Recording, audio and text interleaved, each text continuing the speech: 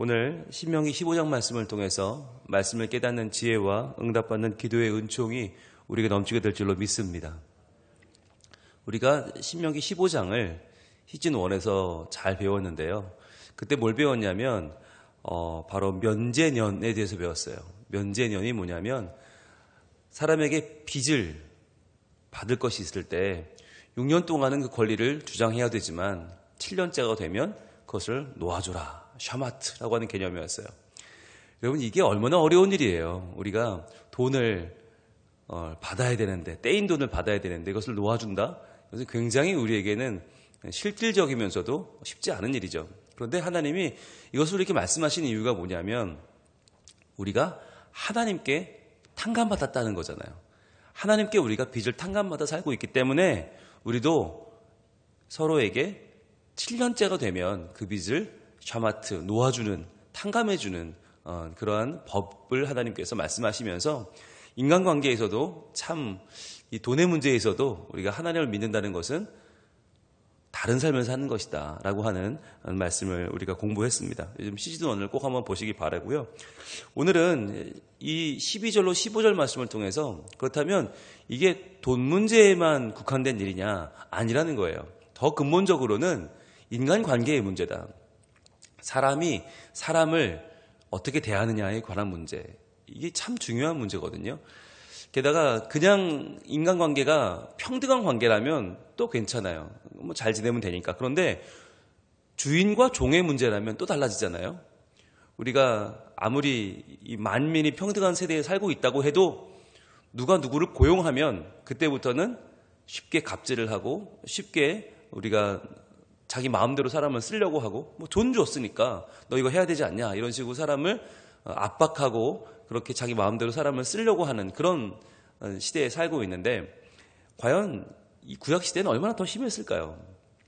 아마 자유인과 종의 차이는 하늘과 땅 그 이상이었겠죠. 사람 취급하지 않았겠죠. 그런데 그러던 시대에 하나님이 이러한 법을 주셨다는 것은 참으로 놀라운 일입니다. 오늘 신명기 15장 12절 말씀 가장 우리에게 참 찔림이 되는 말씀이기도 하고 우리 삶의 원칙을 세우는 말씀인데요. 우리 12절 읽어봅니다. 시작. 내 동족 히브리 남자나 히브리 여자가 내게 팔렸다 하자. 만일 6해 동안 너를 섬겼거든 7째 해에 너는 그를 놓아 자유롭게 할 것이요. 아멘. 여러분, 이 법이 굉장히 중요한 법이에요. 우리가 돈도 6년 동안은 내가 그 권리를 주장하지만 7년째가 되면 그 돈을 놓아주라 했잖아요. 사람도 마찬가지라는 거예요. 사람도 내가 저 사람이 돈이 없어서 돈 때문에 내게 팔려왔다. 돈을 못 갚아서 내게 종이 되었다. 그럴 수 있어요. 그렇죠? 그런 법이라도 있어야 우리가 재정관리를 잘 할 거 아닙니까? 그런데 거기까지는 좋지만 6년 동안 내가 저 사람을 그 돈 때문에 종으로 부렸다면 7년째에는 놓아주라는 거예요. 놓아서 자유롭게 해라. 그런데 여기서 우리가 드는 생각은 아니 빚이 한두 푼이 아닐 수 있잖아요. 뭐 이게 얼마 안 되는 돈이라면야 6년 만에 해결이 되겠지만 이 돈이 크면 액수가 커지고 사이즈가 크면 이거 다 똑같이 6년 만에 해결되면 안 되는 거 아닌가? 하나님이 좀 너무하신다. 다 끝까지 받아야지 라는 마음이 우리에겐 있단 말이죠. 그런데 하나님이 왜 이렇게 말씀하시나? 바로 제일 먼저 나오는 내 동족이라고 하는 말 때문이에요. 노란색으로 표시해보세요. 내 동족. 자, 내 동족이다. 동족이란 말이 우리에게는 잘 와닿지 않아요. 그런데 여기 본문에 있는 아히카라고 하는 히브리어는 뭐냐면 내 형제란 말이에요. 내 형제. 그는 내 형제다. 비록 너는 지금 조금 돈이 더 있어서 주인 노릇하고 그는 돈이 조금 없어도 종 노릇하고 있지만 주인과 종의 관계가 아니라 본래는 형제라고 하면서 강조하는 거예요. 여러분, 형제라고 할 때 형제가 싸우고 형제가 우애가 좋지 않아서 서로 돈 문제로 갈라서면 누가 제일 마음이 아프죠? 아버지죠. 아버지 어머니가 제일 마음이 아프죠. 그러니까 우리가 만일 돈 문제 때문에 서로 관계가 깨어지고 돈 문제 때문에 서로 관계가 틀어지면 하나님께서 마음 아파하신다는 거예요. 그걸 기억해라. 너희는 다 같은 하나님의 자녀다. 너희는 형제다라고 하는 것을 강조하시는 거죠. 그러면 너희 동족 그랬으면 내 형제 그러면 당연히 뭐 이스라엘 사람들이겠죠. 그런데 왜 히브리 남자나 히브리 여자가 내게 팔렸다 하자. 이렇게 히브리 남자, 히브리 여자라고 표현한 이유는 뭘까요? 여러분 이 말을 성경에서 언제 쓰죠? 히브리 남자, 히브리 여자, 히브리 사람. 언제 이걸 쓰죠? 네. 이 표현이 흔히 쓰는 표현이 아니에요. 히브리라고 표현할 때는 노예를 말해요. 노예. 즉 여러분 이스라엘 사람들이 그냥 다 언제든지 히브리 사람이라 표현하지 않고 이스라엘 사람들이 이방인의 압제 하에 놓여 있을 때 쓰는 표현이 히브리예요. 그래서 애굽에서 종살이 할 때도 히브리 사람들이라고 했고 블레셋이나 아수르나 또는 바벨론의 포로 생활할 때도 히브리 사람이라고 표현해요. 그러니까 성경에서 히브리 사람이란 말이 나오면 지금 종되었구나 라고 생각하시면 돼요. 지금 비참한 인생을 살고 있구나. 사람답게 살고 있지 못하구나 라고 이해하시면 맞아요. 그러니까 지금 너의 동족이자 너의 형제인 히브리 남자, 히브리 여자가 너에게 팔려온 것은 뭐예요? 그가 지금 비참한 상황에 놓인 것이고 그가 자기의 존엄성을 다 지금 내려놓고 물건처럼 살고 있는 거예요. 가축처럼 살고 있는 거예요. 자, 그 상황에서 만일 6해 동안 너를 섬겼거든 7번째 해에는 그를 놓아주라는 거죠. 여러분 이것이 성경에 나오는 안식년 또는 안식일에 관한 하나님의 법과도 연결된다고 우리는 이해하시면 좋을 것 같아요. 6일 만에 천지를 창조하시고 7일 만에 쉬셨다는 것은 뭐예요? 하나님이 피곤해 쉰 게 아니잖아요. 7일 만에 쉰 건 왜 쉰 거예요? 완성이에요. 완성. 끝났다. 더 이상 손댈 필요가 없다는 거죠. 6일 동안 창조하신 세상이 더 이상 손댈 필요 없이 완전하기 때문에 7일 날 쉬신 거예요. 그렇다면 내가 6년 동안 있던 빚을 7년째 면제해 주는 것은 여러분 6년 동안 그 사람이 돈은 못 갚는 사람 마음은 어떻겠어요?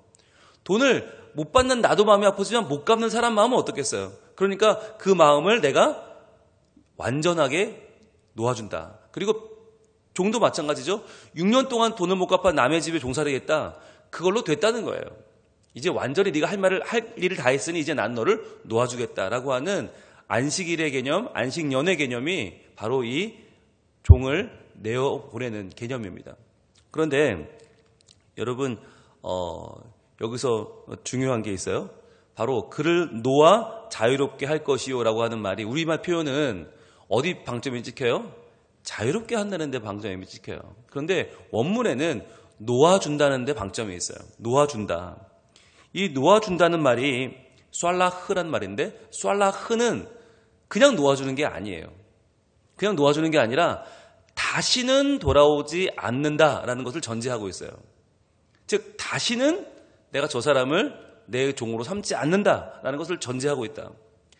그러니까 이게 자본주의 사회에서는 내가 저 사람에게 빚을 받을 게 있어서 한번 종으로 들였으면 그 다음에 어떻게 해요? 만약 7년 만에 놓아준다고 해도 저 사람이 또 내게 빚을 지면 또 내가 종 삼을 수 있는 거잖아요. 그런데 하나님의 법은 어떤 것이냐면 6년 만에 저 사람을 내가 놓아주었다면 저 사람과 나는 완전히 끝나는 거예요. 여기서 중요한 건 저 사람을 내가 저 사람 보니까 일도 잘하고 보니까 능숙하고 부지런하고 성실한데 그럼 내가 6년 만에 또 내보내면서 내가 돈 빌려줘서 못 갚으면 또 종으로 드려야지 이런 마음을 가져서는 안 된다는 거예요. 여러분 이게 포인트예요.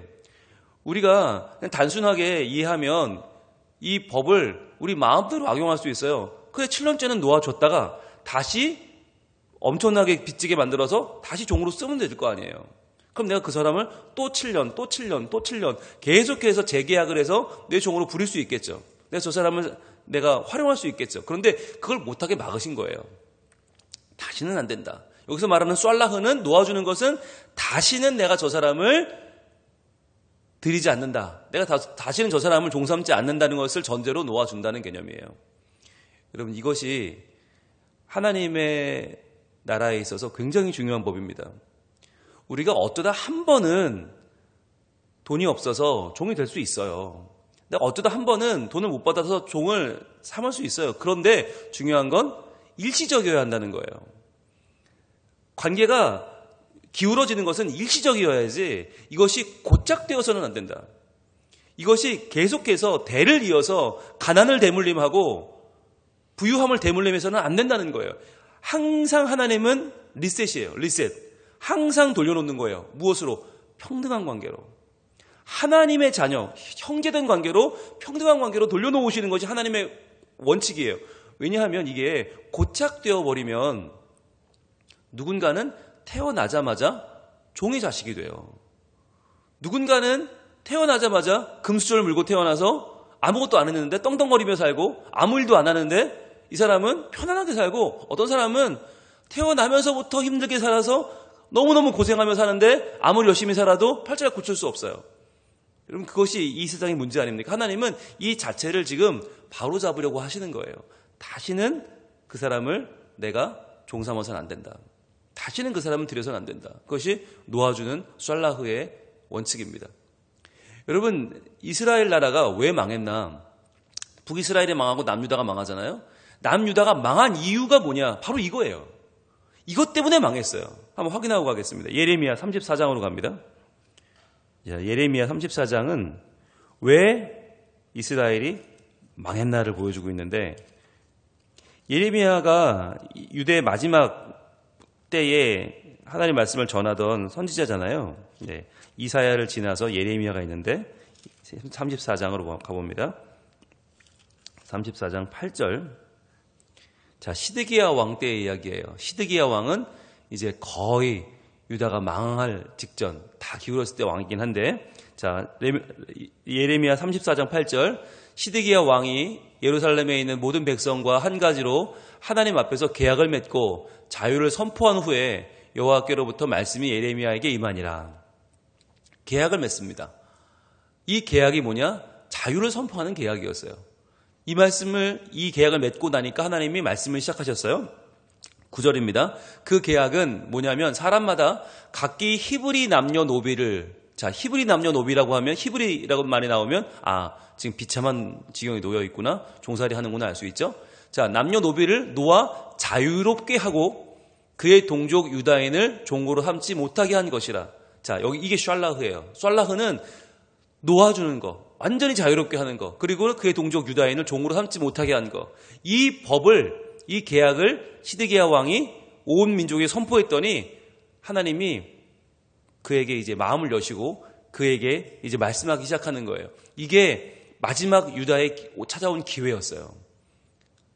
사람을 사람답게 대하는 것. 그래서 하나님의 말씀대로 이 나라를 이끌어가는 것이 시드기야에게 준 마지막 하나님의 기회였어요. 자, 그런데 10절입니다. 이 계약에 가담한 고관들과 모든 백성이 각기 노비를 자유롭게 하고 다시는 종을 삼지 말라 함을 듣고 순복하여 놓았더니, 야, 기가 막히게 이 말씀대로 지금 행하는 거예요. 이 유다 마지막 때 이 고관들이, 모든 백성이 각기 노비를 자유롭게 했어요. 다 쏠라고 했어요. 놓아주었어요. 다시는 종을 삼지 말라 함을 듣고 순복하여 놓았어요. 자, 그럼 여기서 끝났으면 유다는 안 망했죠. 우리가 순종했으면 유다는 안 망했어요. 그런데 문제는 11절입니다. 후에 그들이 뜻을 변하여 자유를 주었던 노비를 끌어다가 복종시켜 다시 노비로 삼았더라. 여러분, 이래서 나라가 망한 거예요. 유다가 망한 이유, 하나님의 법을 지키지 않아서. 과연 어떤 법을 안 지켰는데? 종 삼았던 사람들을 다시 끌어다가 종을 삼은 거예요. 이게 하나님을 정말 너무너무 참지 못하게 만들었어요. 이게 너무너무 노엽게 만드는 거예요. 너희는 어떻게, 다 내 자녀인데 형제라고 하면서 너희가 종 삼았던 자를 또 그 사람을 잡아다가 종을 삼고 또 잡아다 종을 삼고, 그 사람은 평생 종으로 살아야 되는데 그 자녀의 자녀의 자녀까지 다 후손이 종으로 되어야 되는데 그걸 어떻게 너희는 아무렇지 않게 여길 수 있느냐. 하나님이 여기서 너무너무 화가 나신 거예요. 그래서 그 나라를 넘겨버리죠. 그래서 바벨론의 나라가 망하고 말죠. 여러분, 이거 굉장히 심각한 문제예요. 우리가 하나님의 말씀을 읽을 때 정말 이것을 내 삶에 주시는 하나님의 아주 정확하고 날카로운 송곳 같은 말씀으로 받아야 돼요. 사람과 사람을 대하면서 사람에게 불평등한 관계를 강요하고 나의 지위를 이용해서 상대방을 누르려고 하는 것은 절대로 안 된다. 절대로 안 된다.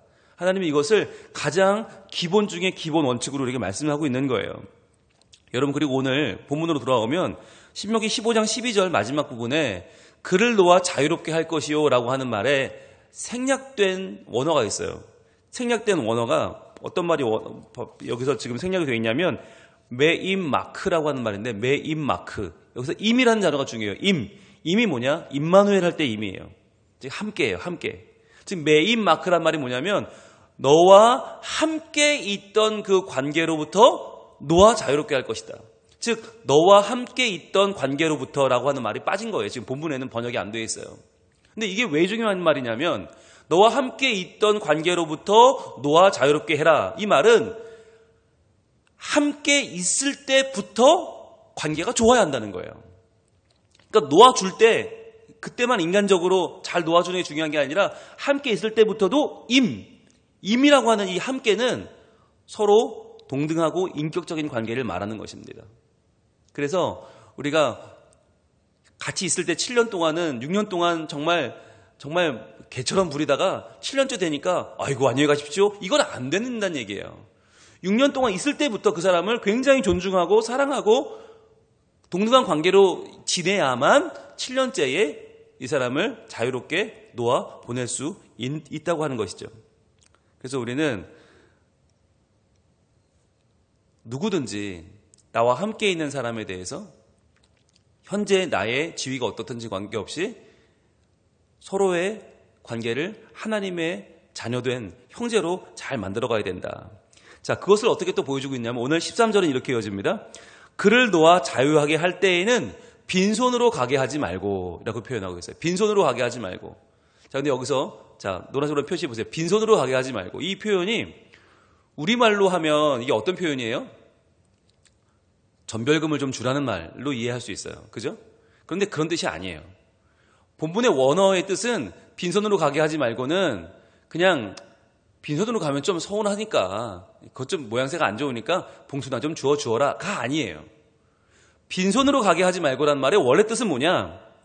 허무한 마음이 들지 않게 해요. 허무하게 가게 하지 말라는 거예요. 허무한 마음으로 가게 하지 말라. 이게 무슨 말이냐면 내가 6년 동안 남의 집 살이하고 가는데 야 내가 6년 동안 내가 헛고생했구나. 아 내가 참 인생을 허비했구나. 내가 잘못 살았구나 라고 하는 마음을 갖지 않게 하라는 거예요. 즉 그 마음이 6년 동안 종살이 했으면 얼마나 무너졌겠어요. 얼마나 많이 자기 자존감이 깨어졌겠어요. 그 깨어진 마음으로 나가게 하지 말라는 거예요. 즉 이 마음은 뭐냐? 상대방의 마음을 다시 회복시켜주고 존중해주고 그의 마음이 당당한 마음으로 뿌듯한 마음으로 나갈 수 있게 해줘라 라고 하는 거죠. 그래서 어떻게 그걸 해야 되는가? 14절 내 양무리 중에서와 타작 마당에서와 포도주 틀에서 그에게 후히 줄지니 곧 내 하나님 여호와께서 내게 복을 주신 대로 그에게 줄지니라 그랬어요. 자 주긴 주는데 뭘 주나? 돈 몇 푼 주고 끝나는 게 아니라 내 양무리 중에서 자 양 마음대로 골라가 타작 마당에서 자 추수한 거 마음대로 가져가 포도주 틀에서 내 포도주 마음대로 가져가 여기서 후히 줄지니 후히 준다는 말은 많이 준다는 말이 아니에요. 후히 준다는 말의 원래 뜻은 뭐냐면 목걸이로 장식한다는 뜻이에요. 목걸이로 장식한다. 그에게 화환을 걸어주는 거죠. 즉 올림픽에서 금메달 따고 오면 그에게 화환을 건네주잖아요. 그러면서 카 퍼레이드 하잖아요. 마치 그것처럼 그동안 너무너무 수고하셨습니다. 고생하셨습니다. 이제 당신은 자유인입니다. 이제 당신은 하나님 백성입니다. 라고 하는 그에게 목걸이를 장식해서 그에게 후히 주라는 거예요. 즉 양적으로 많이 주고 적게 주고 문제가 아니라 그가 마음이 회복될 수 있도록 그에게 후히 주어야 한다라고 말하고 있어요. 그런데 그렇게 해야 되는 이유가 뭐냐? 어떻게 그렇게 잘해줘야 되느냐? 그 근원은 곧 내 하나님 여호와께서 내게 복을 주신 대로 그에게 줄지니라 라고 했어요. 노란색을 들고 표시합니다. 내 하나님 여호와께서 내게 복을 주신 대로. 즉 우리가 누군가에게 사랑을 베풀 때 누군가에게 우리의 마음을 쏟을 때 어떻게 하나? 예산이 얼마인지 따지지 말라는 거예요. 여러분 이게 중요한 거예요. 내가 누군가에게 후히 베풀 때 누군가에게 목걸이로 장식해 줄 때 누군가의 자존감을 세워줄 때 우리는 항상 뭘 생각하죠? 내가 얼마 있지? 이거 생각해요. 내 지갑이 얼마 있지? 내 통장이 얼마 있지? 우리 교회의 예산 지금 얼마 있지? 이걸 생각해요. 근데 그게 아니라 우리가 누군가에게 베풀 때, 누군가를 구제할 때, 누군가에게 꼭 필요한 것을 줄 때 우리의 기본은 뭐냐? 근거는 뭐냐? 우리가 하나님께 얼마나 큰 사랑을 받았냐 하는 거라는 거예요. 여러분, 이것이 크리스찬의 삶의 원칙이에요. 교회도 항상 우리가 지금 예산이 얼마인데, 우리 통장이 얼마인데 이걸 따지면 못하는 일 투성이에요. 다 못하죠. 그런데 이것을 정말 해야 되는 이유는 뭐냐? 우리가 하나님께 정말 너무너무 큰 사랑을 받았어요. 이 받은 사랑을 감당할 수가 없어. 너무너무 하나님께 큰 용서를 받고 교회가 되어서 우리 교회가 예수 그리스도의 부활로 말미암아 영생을 얻는 그런 너무나 큰 사랑을 받았어요. 그러면 감당할 수가 없는 거예요. 그러니까 우리가 이 일을 해야 된다. 이 영혼 구원을 해야 된다. 이 선교는 해야 된다. 이 교육은 해야 된다. 이 사업은 해야 된다. 왜? 받은 사랑이 있으니까. 여러분, 이것이 우리에게는 기본이 되어야 한다는 것입니다. 개인적인 생활도 마찬가지예요. 우리가 하나님의 일을 할 때, 이웃을 도울 때, 사랑을 베풀 때 내가 얼마 버리냐는 관계없어요. 거기에 따라 좌우되는 것이 아니라 내가 얼마나 큰 사랑을 받았느냐. 이걸 가지고 그에게 후히 줄지니가 결정되는 거예요. 그에게 후히 줄지니. 그래서 이 사람이 어제까지 우리 집 종이었어요. 6년 동안 나는 주인이고 그 사람 종이었어요. 내가 시킨 대로 해야만 됐어요. 그러나 이제 내가 그 사람과의 관계를 다시 한번 재설정하는 거죠. 그러면서 후히 주면서 내가 받은 하나님의 사랑을 그대로 베풀어 주는 거. 그러니까 그 사람에게 이제 내가 받은 사랑이 흘러가는 거죠. 나는 복의 종착역이 아닌 거예요. 나는 복의 통로인 거예요. 나를 통해 그 사람에게 복이 흘러가는 거예요. 나를 통해 그 사람에게 하나님의 사랑이 흘러가서 하나님이 얼마나 좋으신 분인지가 또 한 번 증명되고 또 한 번 보여지고 선포되는 거예요. 여러분, 이게 우리가 사는 이유예요.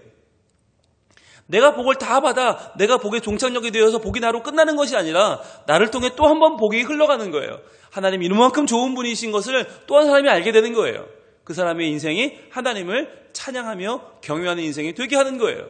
이게 가장 중요한 우리 삶의 원칙이자 이유라고 하는 것입니다. 자, 그렇게 해야 되는 가장 중요한 이유는 15절이죠. 같이 읽습니다. 시작. 너는 애굽 땅에서 종 되었던 것과 내 하나님 여호와께서 너를 속량하셨음을 기억하라. 그것으로 말미암아 내가 오늘 이같이 내게 명령하노라. 아멘. 여러분, 이게 너는 애굽 땅에서 종 되었던 것을 기억해라. 이게 뭐냐면 이스라엘 국어 교과서 1학년 1학기 첫 문장이에요. 이스라엘에서 아이들에게 가장 먼저 가르치는 말이 이 말이에요. 여러분, 우리나라 교과서는 1학년 1학기 1과 뭐부터 나오죠? 나, 너, 우리부터 나와요. 나, 너, 우리, 아버지, 어머니, 철수의 안녕, 영희의 안녕, 바두가 안녕 이렇게 시작하잖아요. 그러니까 우리나라 교과서는 나, 내가 먼저고 그 다음 너고 그 다음에 나와 내가 함께하는 우리예요. 철저하게 이기적이에요. 그런데 이스라엘의 교과서는 어떻게 시작하느냐? 너는 애굽 땅에서 종되었던 것을 기억해라. 이렇게 시작해요. 뭐냐면 너의 정체성은 나, 너, 우리가 아니고 애굽에서 종으로 살던, 가망이 없던, 죽었던, 끝났던 인생이다. 그런데 너희를 하나님께서 속량하셨음을 기억해라. 이렇게 시작하는 거죠. 여러분, 우리가 살아가면서 모든 생활에, 그리고 가장 중요한 것은 경제 생활에 우리가 무슨 일을 해야 될까 말아야 될까 고민할 때 제일 중요한 것은 뭐예요? 우리가 죽었던 자다. 우린 종되었던 자다. 우리는 끝났던 사람이다. 그런데 그러한 우리를 하나님이 건져주셨다. 구원하셨다. 죄 가운데 건져주신 하나님의 은혜를 먼저 기억해라는 거예요. 그러고 나서 너희가 인간관계도 하고 물질관계도 하고 너희의 사업도 하고 너희의 모든 사회생활을 하라는 것입니다. 제일 중요한 건 우리를 구원하신 하나님의 은혜입니다. 이게 빠지면요, 모든 인생은 삭막해지고요. 모든 인생은 이제 계산기를 두드려야 되고 주판을 두드려야 되고 이때부터는 하나님을 믿는 사람인지 세상 사람인지 구별이 안 돼요. 여러분, 우리는 하나님의 자녀입니다. 구원받은 하나님의 사람입니다. 우리가 받은 하나님의 은총의 근거에서 우리는 모든 것을 계획하고 실행하는 거예요. 그래서 오늘도 우리가 만나는 사람들을 어떻게 대할까? 바로 내가 받은 하나님의 큰 사랑의 근거에서 그 사랑을 나누어주고 그 사랑을 보여주고 그 사랑을 알게 하는 것이 우리의 가장 중요한 핵심이다. 그러니까 오늘 우리는 냉정할 수 없는 거예요. 오늘 우리는 삭막하게 살 수 없는 거예요. 내가 그렇게 큰 사랑을 받았는데 어떻게 내가 냉정하게 살고 삭막하게 살고 형식적으로 살 수 있겠어요? 그렇게 살 수 없는 것입니다. 오늘 하루 우리의 삶이 내가 받은 그 사랑에 응답하는 하나님을 보여주는 삶이 되기를 우리 하나님 원하고 계십니다. 기도하겠습니다.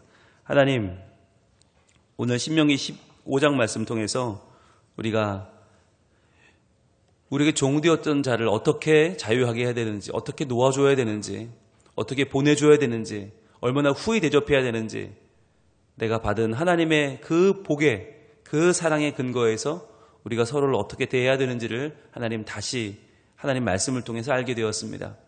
하나님, 나의 지위가 있다고 해서, 내가 지금 더 좋은 조건에 있다고 해서 함부로 사람을 대하지 말게 하시고 진심으로 대하게 하시고 하나님의 자녀된 형제를 내 할 수 있는 가장 큰 사랑과 존중을 가지고 오늘 후히 대접하면서 이 하루를 보내게 하여 주시옵소서.